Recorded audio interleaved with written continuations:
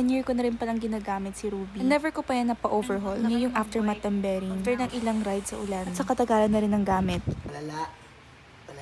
Yung puti-puti pa, pwede pa yan. After ng overhaul, ayan yung itsura na. Pero para saan nga ba yung overhaul? Kung ayaw yung mga lawang yung mga bearing, gusto nyo tumagal yung lifespan ng bike nyo, overhaul yung sagot dyan. Dinala ko pala si Ruby dito sa Go Pedal. Safe na punod nyo yung last video ko. Hindi ko na maangat yung chain. And meron na rin natunog sa bibi ko.